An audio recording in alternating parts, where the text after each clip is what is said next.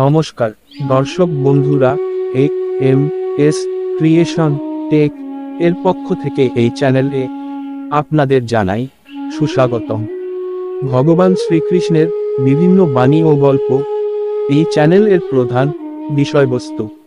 আপনি যদি নতুন হন তাহলে চ্যানেলটি সাবস্ক্রাইব করার অনুরোধ রইল সকলের কাছে।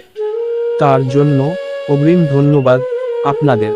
আজকে শ্রীকৃষ্ণের কিছু মহামূল্যবান বাণী আপনাদের কাছে তুলে ধরব, যা আপনাদের চলার পথকে সহজ করে দেবে। চলুন শুরু করা যাক। কৃষ্ণের শরীরের বিশেষ চিহ্ন কি আপনার দেহেও রয়েছে? থাকলে আপনার সঙ্গে কি কি হতে পারে? চলুন এই ভিডিওটির মাধ্যমে জেনে নেওয়া যাক। তবে একটি অনুরোধ, ভিডিওটি কোনো রকম স্কিপ করবেন না, তাহলে গুরুত্বপূর্ণ তথ্যগুলো বাদ পড়ে যেতে পারে। এই ধরনের চিহ্ন যদি একজন ব্যক্তির শরীরে থাকে, তবে তিনি অবশ্যই বিশ্বের সবচেয়ে সুখী, সুস্থ এবং ধনী মানুষ হতে পারেন। জ্যোতিষমতে ভগবান শ্রীকৃষ্ণ একজন মহান বাগ্মী হিসাবে পরিচিত ছিলেন, যিনি বিশ্বকে প্রেম এবং কর্মের পাঠ শিখিয়েছিলেন। কথিত আছে শ্রীকৃষ্ণ ভগবদ্ গীতা রচনা করেছিলেন এবং সমগ্র মহাবিশ্ব তার মুখের মধ্যে নিহিত ছিল। বিশ্বাস করা হয় যে ভগবান শ্রীকৃষ্ণের শরীরে কিছু বিশেষ চিহ্ন ছিল, যেগুলিকে অত্যন্ত শুভ বলে মনে করা হয়। এই ধরনের চিহ্ন যদি একজন ব্যক্তির শরীরে থাকে, তবে তিনি অবশ্যই বিশ্বের সবচেয়ে সুখী, সুস্থ এবং ধনী মানুষ হতে পারেন।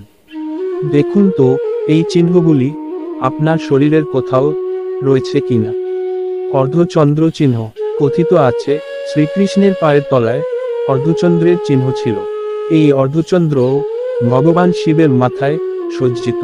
কথিত আছে যে যাদের শরীরে এই অর্ধচন্দ্র থাকে, তারা ক্যারিয়ারের দিক থেকে চূড়ান্ত সাফল্যে পৌঁছায়। শঙ্খ চিহ্ন। শ্রীকৃষ্ণের পায়ের তলায়ও শঙ্খের মতো একটি চিহ্ন ছিল। ভগবান বিষ্ণুও এক হাতে একটি শঙ্খ ধারণ করেন, যার শব্দ অন্তরের আত্মা ও চেতনাকে জাগ্রত করে। শরীরে একটি শঙ্খের মতো চিহ্নকে জীবনের সাফল্য এবং সুখ এবং শান্তির প্রতীক হিসাবে বিবেচনা করা হয়।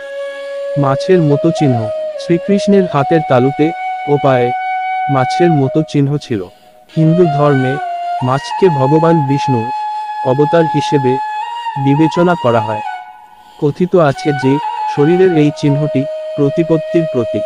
ত্রিভুজাকৃতি চিহ্ন। একইভাবে যদি একজন ব্যক্তির পায়ে একটি ত্রিভুজ চিহ্ন থাকে, তাহলে এই ধরনের লোকেরা জীবনে আকর্ষণীয় লোকদের সঙ্গে দেখা করে। শরীরে ত্রিভুজের এই চিহ্নের অর্থ হল সেই ব্যক্তি ভবিষ্যতে খুব ধনী হতে চলেছে। এই ধরনের লোকেরা একজন ভালো বক্তা এবং জীবনে অনেক উন্নতি করে। তীর চিহ্ন। পায়ে তীর চিহ্নের মতো একটি চিহ্ন খুব শুভ বলে মনে করা হয়। এ ধরনের মানুষ জীবনে অনেক সংগ্রাম করে জয়ী হয়। যদি এই চিহ্নগুলি শরীরের নিচের অংশে থাকে, তবে এই জাতীয় ব্যক্তিরা দুর্দান্ত কৃতিত্ব অর্জন করেন। হাতে তিল চিহ্ন।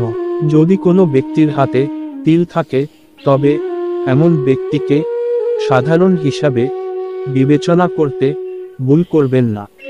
এই ধরনের লোকেরা খুব পরিশ্রমী এবং নম্র প্রকৃতির হয়।